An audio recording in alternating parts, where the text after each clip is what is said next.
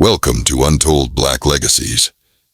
If you're new here, make sure to hit that subscribe button and turn on the notification bell so you never miss out on our deep dives into history's untold stories that are hidden from the mainstream media. We'd love to know where you're tuning in from. We will know the country and city you are watching from. Let us know in the comments section so we can connect better with you. And also tell us which historical event would you like us to uncover next. On November 8th, 1849, a cotton merchant named Josiah Pemberton was found dead in a tobacco barn outside Natchez, Mississippi. His body was discovered by his own overseer at dawn, hanging from a support beam with a noose around his neck. The local sheriff ruled it suicide within hours, noting in his report that Pemberton had recently suffered financial losses and appeared despondent. The case was closed, the body was buried, life continued. But what the sheriff didn't investigate, what he chose not to see, was that Josiah Pemberton's hands were bound behind his back with hemp rope. You cannot hang yourself with your hands tied. Someone had executed him and made it look like suicide. And that someone had done this before, many times before. Between 1832 and 1863, across 5 southern states, at least 250 white men died under circumstances that authorities either couldn't explain or chose not to investigate too carefully. Plantation owners, overseers, slave traders, patrollers, county sheriffs, federal marshals, wealthy merchants who profited from human bondage, all dead. Some found hanging in barns or warehouses with their hands mysteriously bound. Others discovered drowned in shallow creeks where drowning should have been impossible. Some simply vanished without a trace, their horses found wandering, their weapons unused, their bodies never recovered. The deaths spanned 3 decades and covered territory from Virginia to Louisiana. No pattern was ever officially acknowledged, no investigation ever connected them, no arrest was ever made. But buried in courthouse basements, in private letters, in plantation records, in the oral histories of formerly enslaved people, a name appears, always whispered, never written in official documents. The name of a man who moved through the antebellum South like smoke, who could disappear into a crowd of enslaved workers and become invisible. Who understood that the system which enslaved him had created its own vulnerabilities, who learned to exploit those vulnerabilities with surgical precision, who killed without mercy and vanished without trace. They called him Moses, not because he led people to freedom, though some say he did that too, but because, like the biblical Moses, he was the angel of death passing through Egypt. And every firstborn son of the pharaohs fell. What you're about to hear will shatter everything you learned about slavery in school, the sanitized version. The version that tells you enslaved people were helpless victims waiting for white saviors to free them. The truth is far more complex, far more violent, and far more empowering than anyone wants to admit. Drop a comment telling me what state you're watching from, and let's begin. This story starts not with violence but with a sale. August 17th, 1832. The slave market in Richmond, Virginia. A humid morning where the air hung thick enough to choke on, where the smell of unwashed bodies mixed with the stench of fear. On the auction block stood a man approximately 28 years old, identified in the auctioneer's ledger only as Daniel, prime field hand, strong back, no defects. Some resistance noted. That last phrase should have been a warning. Resistance noted. But the buyer, a tobacco plantation owner named Marcus Whitfield, saw only a powerful physique and paid $950 for the man, taking him in chains to a plantation 40 miles west of Richmond. The plantation was called Ashford. It sat on 3,200 acres of prime tobacco land, worked by 180 enslaved people under the supervision of 7 overseers who ruled through systematic terror. Whitfield himself rarely interfered in daily operations. He lived in the main house, managed his accounts, entertained guests, and let his overseers handle the brutal mechanics of forced labor. He considered himself a businessman, not a slaver. He was wrong on both counts.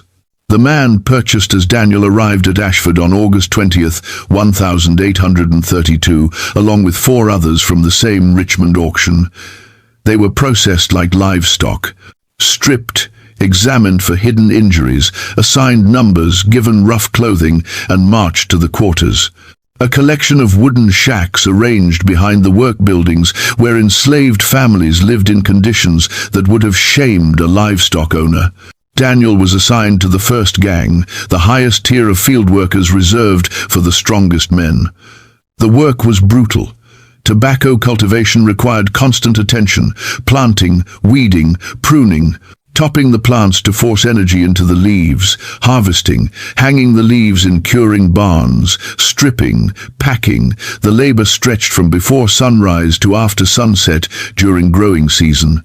The overseers enforced productivity through violence. A man who worked too slowly received the whip. A man who talked back received worse. A man who tried to run and was caught received public punishment designed to destroy both body and spirit. For the first 3 months, Daniel did exactly what was expected. He worked in silence. He kept his eyes down. He ate his rations of cornmeal and fatback. He slept in his assigned space in the quarters. He showed no emotion, no personality, nothing that would make him memorable. To the overseers, he was just another body in the fields, indistinguishable from the dozens of other men bent over the tobacco rows. But Daniel was doing something the overseers couldn't see. He was learning. Every day he memorized more. The layout of the plantation, the blind spots in the patrol routes, the schedules the overseers followed, which men drank heavily at night and which stayed alert, where the property boundaries lay, which roads led where, how the local slave patrols operated, where the dogs were kept. He learned the sounds of Ashford, the routine noises that signaled normal operations versus the urgent sounds that meant trouble.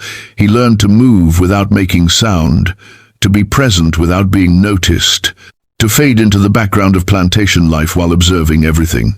And he waited.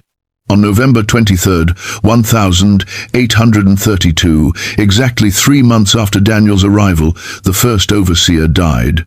His name was William Cobb, and he'd worked at Ashford for 6 years. He was known for carrying a hickory cane that he used to strike workers across the back of the legs, a punishment that caused intense pain without marking the skin visibly enough to reduce a slave's value at auction. Cobb's body was found in one of the tobacco curing barns at dawn. He'd been working late the previous night, checking the temperature and humidity levels in the barn, where thousands of tobacco leaves hung drying on racks. The work required someone to stay through the night, adjusting ventilation, maintaining the delicate balance that produced quality tobacco. According to the report filed by Marcus Whitfield with the county authorities, Cobb had apparently fallen from one of the upper racks where he'd been inspecting leaves. The fall, approximately 15 feet, had broken his neck. His body lay on the dirt floor of the barn, his hickory cane beside him, his lantern still burning on a nearby hook. The plantation physician, a doctor named Hastings, who serviced several estates in the area, examined the body and confirmed death by broken neck consistent with a fall. There were some bruises on Cobb's arms and torso, but Hastings attributed these to the impact. No one questioned his conclusion. Falls happened. Barns were dangerous places in the dark. Men lost their footing. Cobb was buried in the plantation cemetery, and Whitfield hired a replacement overseer within a week. What Hastings didn't note, what he chose not to investigate too carefully, was that the bruises on Cobb's arms were finger-shaped, the kind of marks that come from someone gripping you with tremendous force, the kind that appear when someone holds you down. And he didn't examine Cobb's pockets, where a small piece of cloth had been stuffed, a piece torn from a slave's shirt. A message, though no one understood it yet. For 4 months, nothing unusual happened at Ashford. The new overseer, a man named Peterson, settled into his duties. The tobacco was harvested and cured and sold. Whitfield made excellent profits that season. Life continued in its brutal routine. Then, on March 14th, 833, Peterson disappeared. He'd left the main house after dinner, telling the other overseers he was going to check the quarters before turning in for the night. He carried a lantern and a pistol. Standard equipment. He never came back. A search party formed at dawn when Peterson failed to appear for breakfast.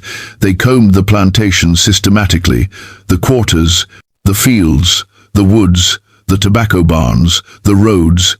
They questioned every enslaved person they encountered. They brought out dogs to track his scent. The dogs followed a trail from the main house toward the quarters, then lost it near one of the irrigation ditches that ran through the property. The search continued for 3 days. They dragged the ditches. They searched every building twice. They sent riders to neighboring plantations asking if anyone had seen him. Nothing. Peterson had vanished as completely as if he'd never existed. His pistol was never found. His lantern was never found. His body was never found.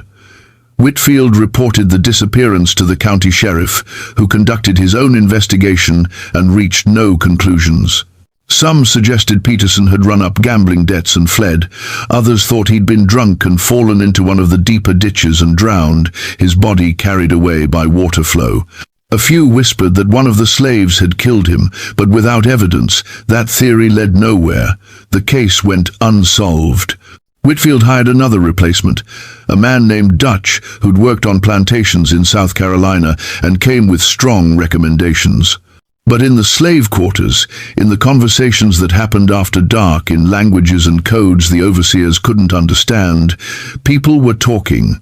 A woman named Sarah mentioned she'd seen Daniel returning to his cabin late one night, his clothes wet, around the time Peterson had disappeared. A man named Joseph said he'd noticed Daniel watching Peterson for days before the disappearance, studying his routines with unsettling focus. None of them reported these observations to the authorities. To do so would have meant torture and likely death for themselves. But a quiet understanding began spreading through the enslaved community at Ashford. Someone was fighting back. And that someone was careful, patient, methodical. On June 2nd, 1833, Dutch died in broad daylight. He'd been supervising a work gang in one of the distant tobacco fields, a quarter-mile from the main buildings. It was mid-morning, the sun already fierce, the air thick with humidity. Dutch was standing at the edge of the field, watching the workers move through the rows, when he suddenly collapsed. The workers closest to him saw him grab his throat, his face turning red, then purple. He fell to his knees, gasping, clawing at his neck. Within 2 minutes, he was dead. The plantation physician was summoned immediately. Hastings examined Dutch's body right there in the field, with workers standing in a loose circle, watching. Hastings concluded it was heart failure, likely brought on by the heat. Dutch had been overweight, he noted. He'd probably been drinking. These things happened. But one of the enslaved workers, a young man named Thomas, noticed something the physician either missed or chose to ignore. Dutch's water flask, which he carried on his belt, smelled wrong. Not like water, like something bitter, something that shouldn't be there. Thomas said nothing. He went back to work. But that night he told others what he'd observed, and the understanding deepened. This wasn't random. This wasn't accidents. This was war. A war being waged by one man who'd learned that the system which enslaved him could be turned against itself. Who understood that in a world built on violence, violence could flow in both directions. Who discovered that masters who saw enslaved people as invisible had made themselves vulnerable to an invisible threat. 3 overseers dead in 7 months. And Daniel, quiet Daniel, who never caused trouble, who worked without complaint, who seemed to disappear into the background of plantation life, was still there, still working, still watching. Still waiting for the next opportunity. Marcus Whitfield was beginning to feel afraid. He couldn't articulate why. The deaths could be explained as accidents and misfortune. But something in his gut told him there was a pattern. Something was happening on his plantation that he didn't understand and couldn't control. He began carrying a loaded pistol everywhere. He doubled the patrols. He ordered the overseers to work in pairs when possible, and on August 12, 1833, exactly 1 year after purchasing Daniel, Whitfield made a decision. He called his estate manager and ordered Daniel sold. He didn't explain his reasoning. He simply wanted the man gone. Better to be rid of him at a loss than keep him and risk whatever instinct was screaming at Whitfield that this particular slave was dangerous. On August 20th, 1833, Daniel was taken in chains back to Richmond and sold at auction for $875. The buyer was a cotton plantation owner from North Carolina named Benjamin Garrett, who operated a massive estate called Thornhill near the town of Edenton. Garrett had come to Richmond specifically looking for strong field hands. Cotton was booming. The demand from textile mills in England seemed endless. A man who could expand his acreage and increase production stood to make a fortune. Garrett examined Daniel on the auction block, checked his teeth, felt his arms and shoulders, asked him to walk, to bend, to demonstrate his strength. Daniel complied without expression, his face a mask of docile obedience. Garrett saw what he wanted to see. A strong worker, no obvious defects, worth the investment. The chains went back on. Daniel was loaded into a wagon with 6 other purchases and transported 200 miles south to Thornhill, a journey that took 5 days through late summer heat. Thornhill was larger than Ashford, nearly 5,000 acres of cotton fields worked by 280 enslaved people, supervised by 9 overseers.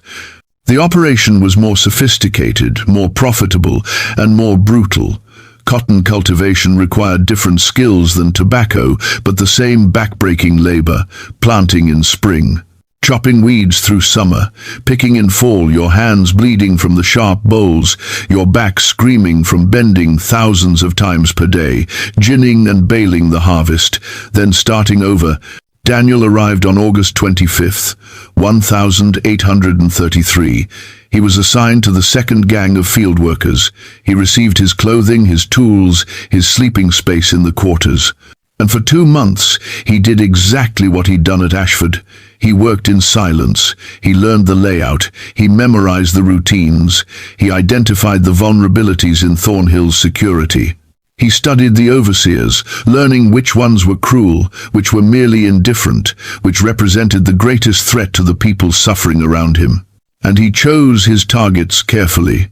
On October 31st, 1833, an overseer named Richard Sloane was found dead in his bed. Sloane had been one of the cruelest men at Thornhill, known for his creative punishments. He'd once forced a man to dig his own grave, then stand in it for 12 hours as punishment for attempting to run. He'd beaten women who were pregnant. He'd separated families as punishment for minor infractions. The enslaved community at Thornhill feared and hated him in equal measure. Sloane's body was discovered by another overseer when he failed to appear for morning roll call. He was lying in his bed in the overseer's quarters, a building where 6 of Thornhill's supervisors lived. His face was purple, his tongue protruded. His eyes were bulged and bloodshot.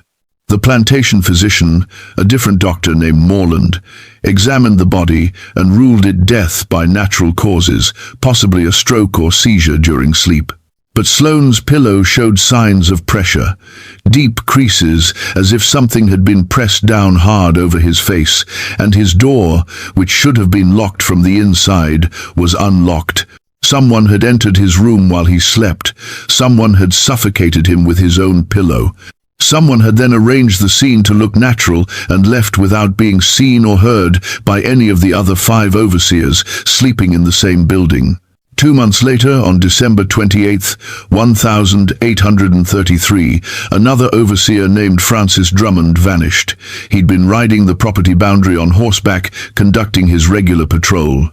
His horse returned without him at dusk, the reins dragging, the saddle empty. Search parties found nothing. No body, no signs of struggle, no indication of what had happened. Drummond simply ceased to exist. In February 1834, an overseer named Caleb Thornton died when his horse allegedly threw him during morning rounds.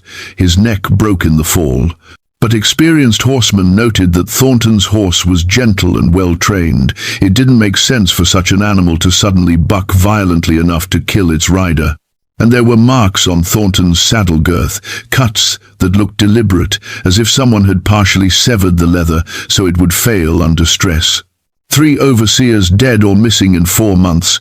Benjamin Garrett was terrified. He couldn't understand what was happening. He increased security. He armed all the overseers with pistols and rifles.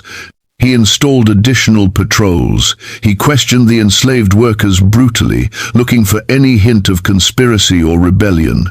He found nothing. No one admitted seeing anything. No one offered information. The wall of silence was absolute. And so on April 3rd, 1834, exactly as Marcus Whitfield had done the previous year, Garrett decided to sell Daniel. He couldn't prove Daniel was involved in the deaths. He couldn't even articulate why he suspected him, but something about this particular slave made Garrett deeply uncomfortable. The way Daniel seemed to observe everything. The way he moved with a confidence that didn't match his supposed status, the way other enslaved people watched him when they thought no one was looking. Daniel was sold again, this time to a rice plantation in South Carolina for $900. Then 6 months later to another cotton estate in Georgia for $850. Then to a sugar plantation in Louisiana for $925. Then back east to a tobacco farm in Virginia for $800. Between 1834 and 1840, Daniel, or whatever his real name was sold 12 times, 12 different plantations across 5 states. And at every single location, within months of his arrival, white men involved in the slave system began dying. The pattern was always the same. Daniel would arrive. He would work quietly for several weeks or months, learning the terrain, studying the people, identifying his targets. Then the deaths would start. Overseers found dead in circumstances that could be explained as accidents or natural causes, but which, upon closer examination, showed signs of something more sinister. Slave catchers who disappeared while tracking runaways, plantation managers who drowned in water that shouldn't have been deep enough, county officials who died in their sleep from unexplained causes. And always Daniel would be there, quiet, unremarkable, invisible in plain sight, until the plantation owner's nerve broke and he sold Daniel to someone else, passing the problem along, never quite admitting what he suspected but unable to live with the fear. The enslaved communities at each plantation recognized what was happening. They understood that Daniel wasn't just killing randomly, he was executing a very specific campaign. He targeted the cruelest overseers first, the men who beat women, who separated families, who invented creative tortures, who took sadistic pleasure in their power. Then he moved to slave catchers, the professional hunters who tracked down runaways with dogs and guns and brought them back for public punishment. Then plantation managers who ran the day-to-day operations. Then merchants and traders who profited from the system. He was systematic, patient. He never took unnecessary risks. He never killed unless the opportunity was perfect, and he never, ever left evidence that could be traced back to him with certainty. Stories began spreading through the underground networks that connected enslaved people across the South. Stories about a man who moved from plantation to plantation, leaving dead white men in his wake. A man who couldn't be caught or stopped. A man who represented something the enslaved population desperately needed to believe in. The possibility of resistance. The possibility of justice. The possibility that they weren't helpless. They gave him names. Moses, the angel, the shadow, the ghost. Different communities called him different things, but the meaning was always the same. He was death to slaveholders. He was hope to the enslaved. By 1840, plantation owners across the Deep South were starting to notice a disturbing pattern. They met in private clubs and drawing rooms, drinking brandy and smoking cigars, discussing the problem in hushed voices. Too many overseers were dying. Too many slave catchers were disappearing. The deaths seemed to cluster around certain properties, then move to new locations following no predictable pattern. Some of them started comparing notes. They pulled out ledgers and auction records. They traced sales and transfers. And slowly, a few of the sharper minds began to see something that made their blood run cold. There was a slave who'd been sold an unusual number of times. A man who appeared in the records of multiple plantations where unexplained deaths had occurred. A field hand who seemed unremarkable in every way except for one thing. Wherever he went, white men died. But they couldn't prove it. They had no witnesses, no confession, no physical evidence. Just a pattern that might be coincidence. A series of accidents and natural deaths that happened to cluster around one particular individual's movements. In January 1841, a group of wealthy planters in Charleston, South Carolina, pooled resources and hired a private investigator. A former Pinkerton detective named Amos Fairchild, who specialized in difficult cases. They gave him access to plantation records, auction ledgers, death certificates, and court documents going back a decade. They told him to find the pattern, to identify who was responsible for the killings, and to help them stop it. Fairchild was methodical. He spent 4 months reviewing documents, interviewing plantation owners, visiting properties where deaths had occurred. He traveled from Virginia to Louisiana, following a trail of corpses and suspicious circumstances, and in May 1841 he submitted his report. The report was 47 pages long. It documented 89 deaths occurring between August 1832 and March 1841 that fit a specific profile: white men involved in the slave system, deaths that appeared accidental or natural, but showed subtle inconsistencies, occurring at properties where a specific enslaved man had been present or nearby. Fairchild had traced this individual through 12 sales, 14 plantations, and 5 states. He'd interviewed 17 different plantation owners who'd all expressed similar unease about this particular slave. He documented the progression of deaths following this man's movements with eerie precision. Fairchild's conclusion was stark. Gentlemen, you have been harboring a serial killer, an enslaved man of remarkable intelligence and patience who has been systematically murdering white men for nearly a decade without being caught. Based on the evidence, I estimate his actual death toll may exceed 100 individuals. He operates by learning the vulnerabilities of each property, identifying cruel or vulnerable targets, and striking when conditions are optimal. He makes deaths look accidental. He leaves minimal evidence. And he's learned that being sold from plantation to plantation actually protects him by preventing any single authority from seeing the full pattern. The report recommended immediate action. Locate the individual currently identified in records as Daniel, though Fairchild suspected this wasn't his real name. Arrest him. Interrogate him. Execute him publicly as a warning to other enslaved people who might consider resistance. But there was a problem. By the time Fairchild submitted his report in May 1841, Daniel had disappeared again. His last recorded sale had been in March 1841 to a cotton plantation in Alabama, but when authorities went to that plantation to arrest him, he was gone. The plantation owner said Daniel had been there for 3 weeks, then simply vanished one morning, never returned from the fields. A search party found nothing. Fairchild organized a massive manhunt. He brought in slave patrols from 3 states. He offered a reward of $1,000, an enormous sum, for information leading to Daniel's capture. He distributed descriptions to every plantation, every sheriff, every slave catcher in the South. For 6 months, nothing. No sightings, no leads. Daniel had vanished into the landscape as if he'd never existed. Then, in November 1841, a slave trader named Horace Bentley was found dead in a warehouse in Mobile, Alabama, where he kept enslaved people before shipping them to auction. Bentley had been strangled with a length of chain. The warehouse had been locked from the inside. There were no witnesses, and 20 enslaved people who'd been shackled in the warehouse were found unchained and gone, vanished into the night. 1 week later, a plantation overseer in Mississippi died in his sleep, suffocated with his own pillow.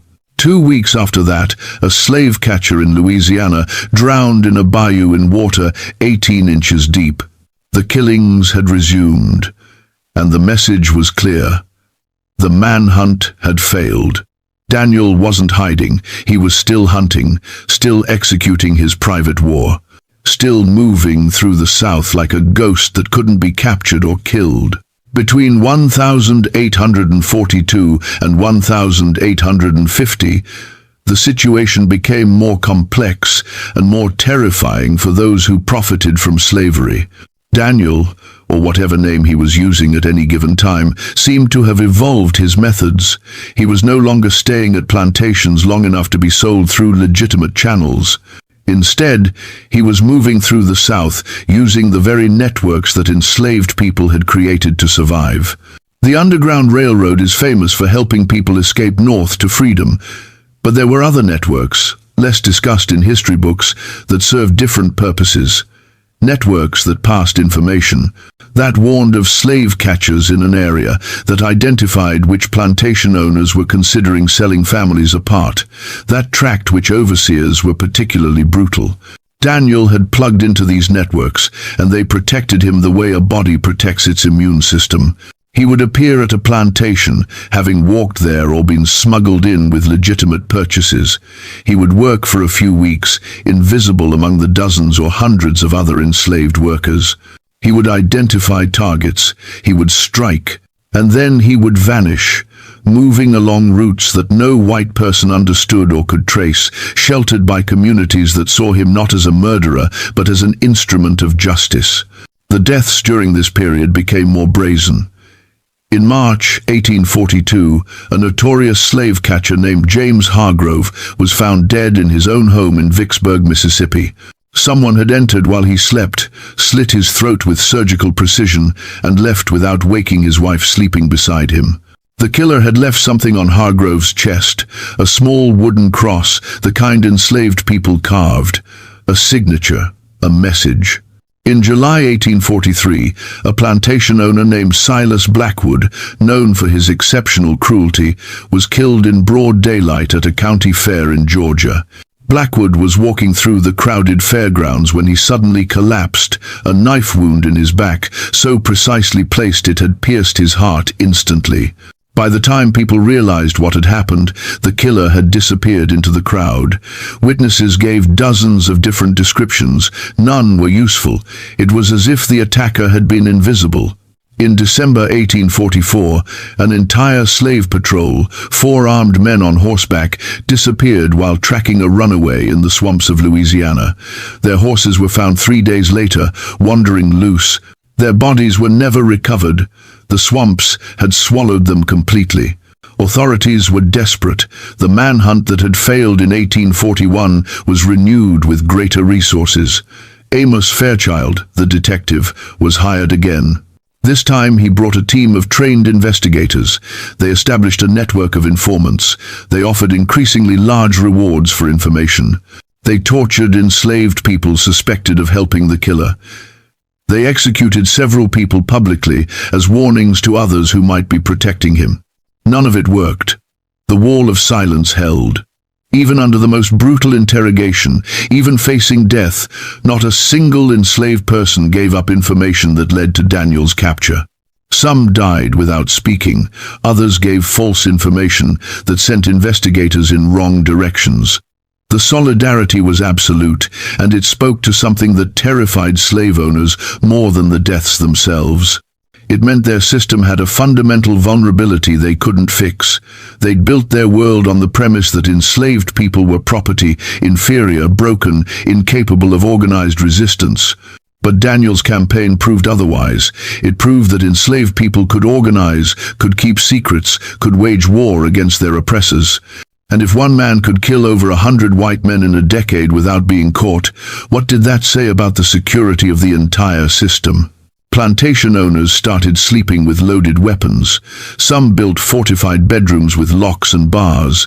Others hired private guards to patrol their homes at night. The psychological impact was profound. These were men who'd felt invulnerable, who'd wielded absolute power over hundreds of human beings. Now they were afraid. They were looking over their shoulders. They were questioning whether the quiet slave working their fields might be the angel of death waiting for the right moment. In 1846, something remarkable happened.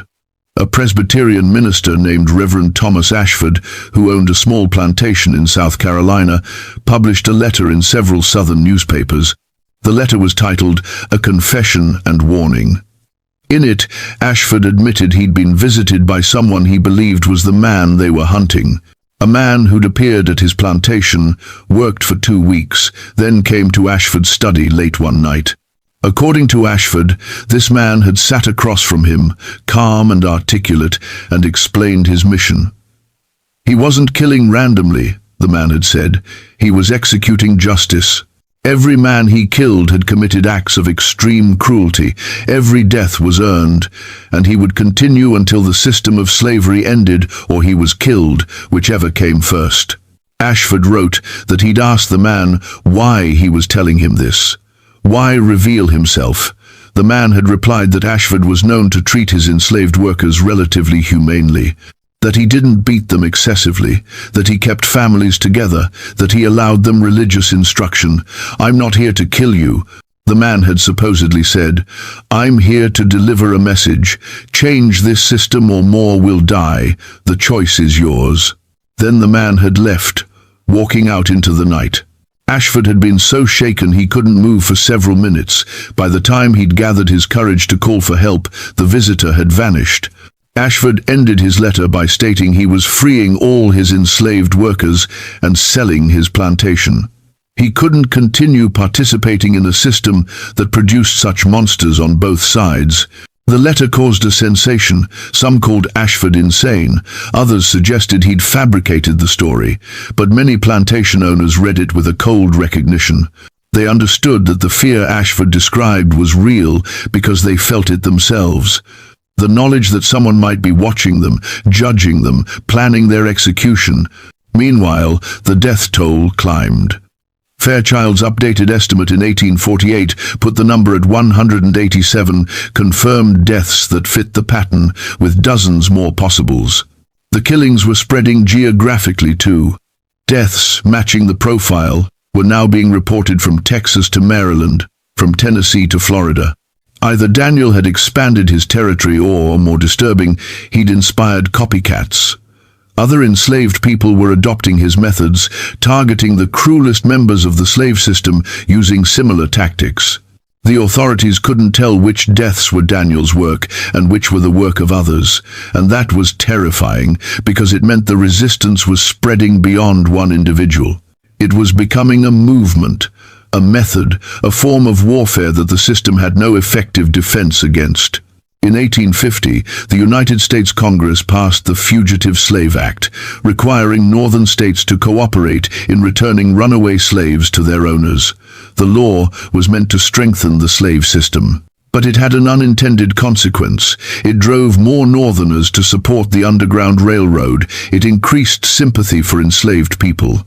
And it created more opportunities for resistance because it put federal officials directly in the enforcement chain.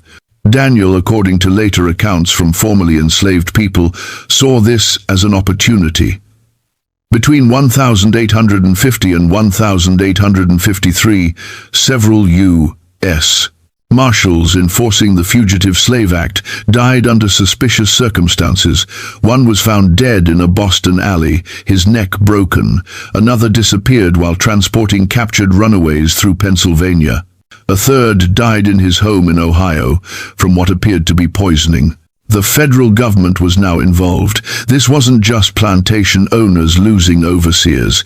This was U.S. Marshals being killed by what amounted to a terrorist operating across state lines. The Justice Department assigned federal resources to the case. They coordinated with local authorities. They established a task force specifically targeting the individual or individuals responsible. And they failed, completely. The killings continued, the pattern persisted, the resistance grew. By 1855, the estimated death toll attributed to Daniel and possible copycats had exceeded 200. Amos Fairchild, now in his 60s and exhausted from over a decade of failed investigations, submitted his final report. In it, he admitted defeat. This individual, or these individuals, have created a form of warfare that our system cannot counter. They move invisibly through populations we cannot access. They have support networks we cannot penetrate. They strike with a patience and precision that defeats conventional law enforcement. Unless the underlying system changes, unless the institution of slavery is reformed or eliminated, these deaths will continue. We cannot protect every overseer, every slave catcher, every official. There are simply too many potential targets and too few resources to guard them all. Fairchild's report was suppressed.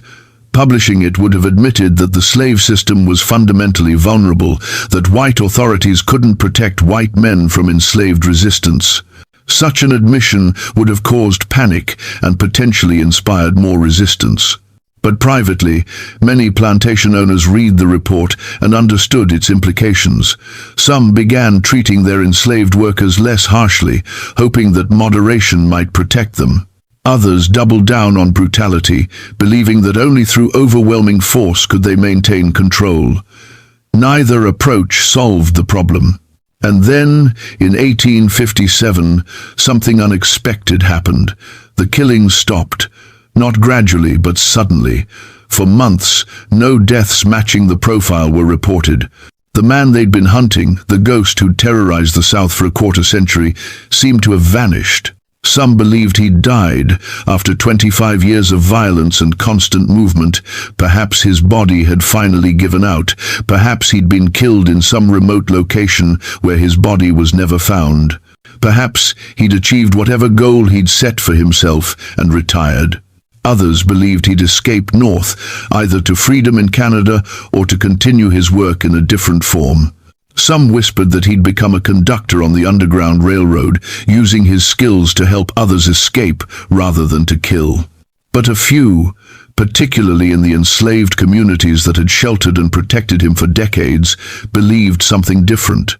They believed he was preparing for something larger. They believed he saw what was coming before anyone else did. The nation was splitting apart. The debate over slavery had reached a crisis point. Several southern states were threatening secession if a Republican president was elected. War was coming. A war that would determine whether slavery continued or ended. And some believed that the man they called Moses was positioning himself for that war, preparing to continue his mission on a much larger scale. On November 6, 1860, Abraham Lincoln was elected President of the United States. Within weeks, South Carolina seceded from the Union. 6 more states followed. In April 1861, Confederate forces fired on Fort Sumter and the Civil War began. 4 years of slaughter followed. Over 600,000 men died in battles from Gettysburg to Shiloh, from Antietam to Chickamauga. The South was devastated. The institution of slavery was destroyed. And in the chaos of war, in the massive movement of armies and refugees and escaped slaves, individual deaths became impossible to track. But there are stories. Fragmentary accounts from former slaves interviewed decades later, Confederate military correspondence preserved in archives, newspaper reports from occupied territories. And these stories suggest that during the Civil War, the pattern continued. Confederate officers dying in their tents from unexplained causes, slave catchers operating behind Confederate lines found dead in circumstances that defied explanation. Plantation owners who'd fled Union advances but stayed in Southern territory dying despite being far from battle lines. The deaths were attributed to the chaos of war, to guerrilla fighters, to deserters and outlaws. No one connected them to a pattern because everyone was too busy surviving the largest war the nation had ever fought. In 1863, a Union officer named Colonel William Brennan wrote a dispatch from occupied New Orleans that was filed away in military archives and forgotten for over a century. The dispatch described what Brennan called a peculiar phenomenon occurring in areas of Louisiana under Union control. Confederate sympathizers, particularly former plantation owners and overseers who'd remained in occupied territory, were dying at an unusual rate. Not from combat, Brennan noted, but from accidents, illnesses, and unexplained circumstances. It's as if, Brennan wrote, someone is systematically eliminating those who profited most egregiously from the slave system. The colored population knows something about these deaths, but will not speak of it, even to Union officers who've liberated them. They smile when questioned, but offer no information. It's the strangest conspiracy of silence I've ever encountered. Similar reports came from other occupied territories. From South Carolina, where Sherman's army was cutting through the state, leaving destruction in its wake. From Virginia, where the conflict had devastated the countryside. From Mississippi, Tennessee, Georgia. Wherever Union forces established control and freed enslaved populations, unexplained deaths of former slave owners and overseers followed. A Union chaplain named Reverend Samuel Norton interviewed dozens of freed slaves in 1864, trying to understand the phenomenon. He compiled their stories into a manuscript he titled Testimonies of the Freed. In it, multiple people referenced a figure they called by different names: the angel, the deliverer, the shadow of justice, Moses. One elderly woman named Clara, who'd been enslaved for over 60 years, told Norton, "There was always someone watching the cruel ones, someone keeping count of their sins. We knew that justice delayed ain't justice denied. We knew that the Lord sends his angels in his own time, and we knew that some angels don't carry harps, they carry vengeance." Norton pressed her for details. Who was this person? How did he operate? How had he avoided capture for so long? Clara had smiled, the way Brennan described in his dispatch, and said only, "Some questions ain't meant to be answered, Reverend. Some mysteries serve a purpose by remaining mysterious. Let the slavers wonder. Let them fear. Let them spend the rest of their days looking over their shoulders, knowing that justice might come for them at any moment. That fear, that's a punishment too." Norton's manuscript was never published during his lifetime. It was considered too inflammatory, too likely to encourage further violence during an already violent period. But it was preserved in his personal papers and eventually donated to a university library, where it sat unread for decades. The Civil War ended on April 9th, 1865, with Lee's surrender at Appomattox. The 13th Amendment abolished slavery. 4 million people who'd been property became legally free. The South was devastated, its economy destroyed, its social system shattered, its landscape scarred by 4 years of total war. In the chaos of Reconstruction, tracking individual deaths became impossible. The records that had documented slave sales and movements no longer existed in any organized form. Plantation ledgers were destroyed or abandoned. Court records were lost. The entire bureaucratic infrastructure of the slave system collapsed.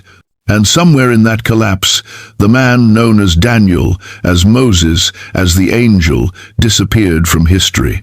But there are fragments, clues, stories that suggest a possible ending to his story, though like everything else about his life, the truth remains uncertain.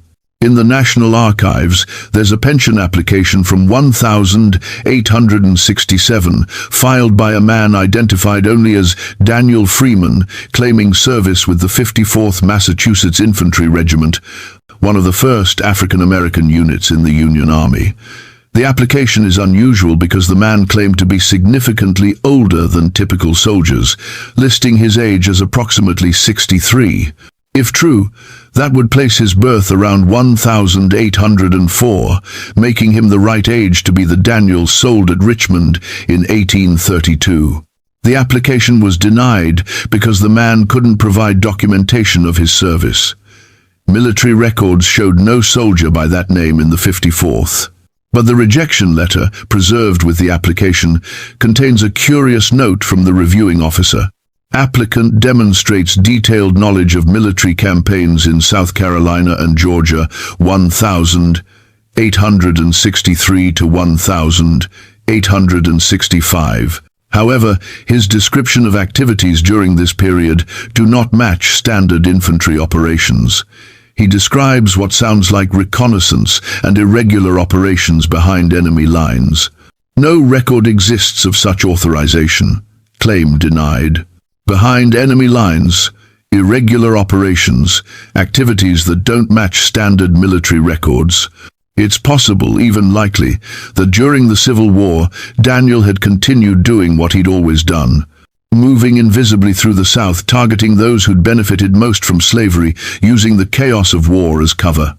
And if he'd been operating unofficially, perhaps with tacit approval from Union intelligence officers who appreciated the tactical value of his work but couldn't officially sanction it, there would be no records. Another fragment appears in a collection of letters housed at the Smithsonian. In 1870, a Freedmen's Bureau officer named Thomas Whitmore wrote to his superior about his work establishing schools for freed slaves in rural Georgia. In one letter, Whitmore mentioned encountering a remarkable elderly Negro man who was teaching children to read in a small community near Savannah. This man, Whitmore wrote, possesses an extraordinary level of education for someone born into slavery. He reads Latin and Greek. He understands mathematics and natural philosophy. He speaks multiple languages, including what he tells me are several African dialects. When I asked him where he received such education, he smiled and said he'd been teaching himself for 40 years by any means necessary. He carries himself with a dignity that I've rarely seen in men of any race. The children are slightly afraid of him, though he treats them kindly. One child told me they call him Moses because he's old like the biblical Moses. The man seems to appreciate the name. Whitmore tried to learn more about this teacher, hoping to recruit him for the Freedmen's Bureau educational program. But when Whitmore returned to the community 3 months later, the man was gone. The locals said he'd moved on, heading south toward Florida. They wouldn't say more. The most detailed account, and the most uncertain, comes from an oral history recorded in 1935 as part of the Federal Writers Project. A woman named Rachel Johnson, age 94, was interviewed in Charleston, South Carolina, about her memories of slavery and Reconstruction. Near the end of the interview, she told a story about a man she'd known briefly in 1872. Rachel had been working as a laundress in Charleston, washing clothes for white families to survive. One day, an elderly black man came to her door, asking for work. He was willing to do odd jobs, repairs, anything that would earn a small wage. Rachel hired him to fix her roof, which had been leaking. The man worked for 3 days, barely speaking, sleeping in a shed behind her house. On the third evening, after completing the work, he sat with Rachel on her porch. They talked for hours. He told her stories about his life, though he never gave his name. He'd been enslaved on multiple plantations across the South. He'd survived horrors that Rachel, who'd herself endured slavery, found almost unbelievable. He'd witnessed the worst cruelty that human beings could inflict on each other. And then he told her something that made her blood run cold. He said he'd made a promise to himself as a young man. A promise that for every scar on his back, for every friend sold away, for every child torn from their mother's arms, for every woman raped, for every man worked to death in the fields, he would exact a price. He would make the guilty pay. Not all of them, because there were too many, but enough. Enough to send a message, enough to prove that the supposedly powerless had power after all. How many? Rachel had asked, afraid of the answer. The old man had looked at her with eyes that seemed to contain depths of pain and resolve that no person should have to carry. I stopped counting after 200, he'd said quietly. The number didn't matter anymore. The principle did. Rachel asked if he felt any guilt, any remorse for the lives he'd taken. The old man had considered the question seriously before answering. "I feel grief," he'd said. "Grief for what I was forced to become. Grief for a life spent in violence when I would have preferred peace. But guilt? No. Because every man I killed had blood on his hands. Everyone had participated enthusiastically in a system built on torture and murder. Everyone had choices and chose cruelty.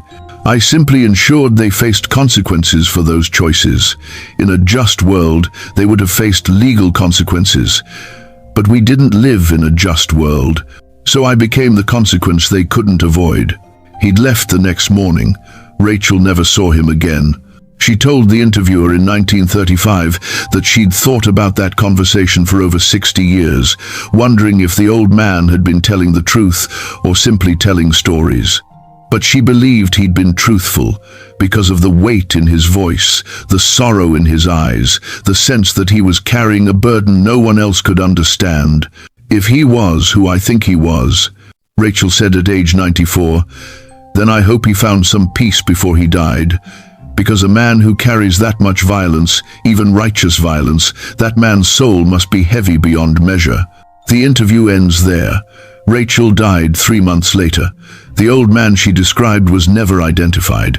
No death record exists for anyone matching his description in Charleston in the 1,870 seconds or 1,880 seconds.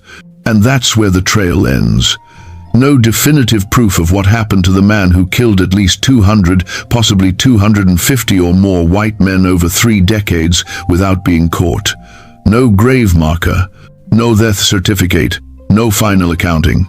What we're left with is a mystery wrapped in legend, wrapped in the deliberate historical amnesia that America has imposed on the darkest chapters of its past.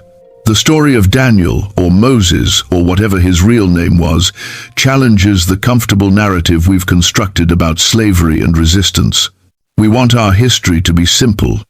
We want enslaved people to be sympathetic victims who suffered nobly until white abolitionists freed them. We want the violence of slavery to flow in only one direction. We want to believe that the system ended through political processes and military campaigns, not through the accumulated actions of thousands of individuals who resisted in whatever ways they could. But the truth is always more complex. The truth is that some enslaved people didn't wait for salvation. Some fought back with every weapon available to them, including violence.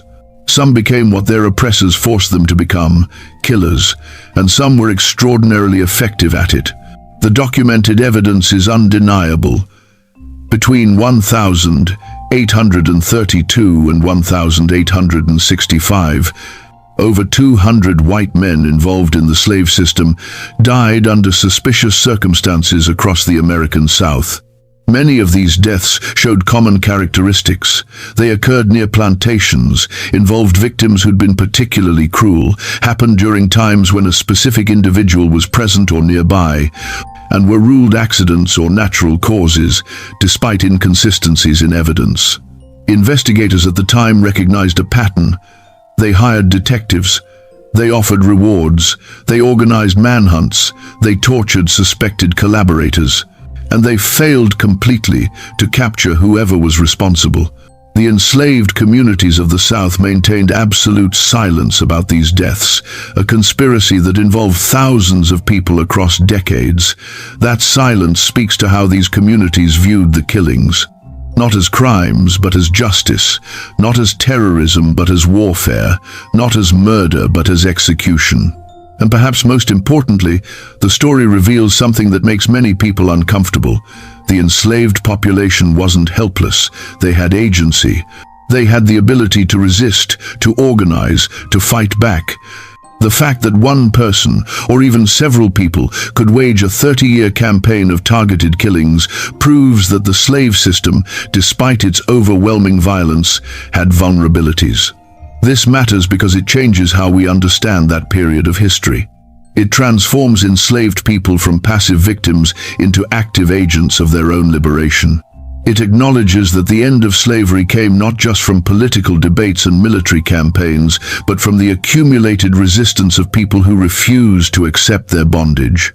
Was Daniel real? Did one man really kill 250 people and evade capture for 3 decades?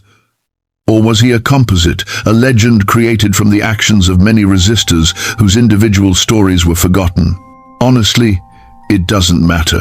Whether Daniel was one person or many, whether the death toll was 250 or 150 or 300, whether specific incidents happened exactly as described, the fundamental truth remains.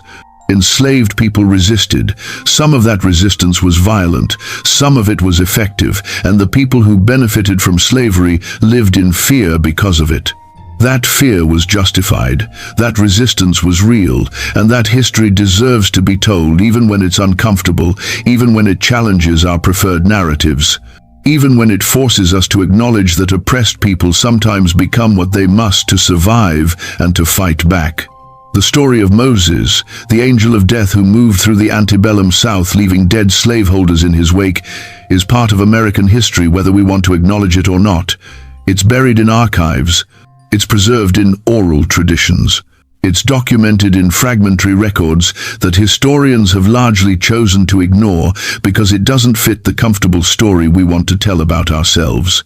But ignoring uncomfortable history doesn't make it less true. It just makes us less informed, less honest, less willing to confront the full complexity of who we are and where we came from. So let me ask you this. Do you believe one man could have done this? Could someone with the right combination of intelligence, patience, skill, and absolute commitment wage a 30-year war against a system that enslaved millions? Could the enslaved communities of the South really maintain that level of secrecy across decades? Could someone kill 250 people and never be caught despite massive investigations? Or is this a myth? A story created to give hope to the hopeless? A legend that communities told themselves because they needed to believe resistance was possible? What do you think happened to Daniel after the Civil War? Did he die quietly in some freedman's settlement, his identity never revealed?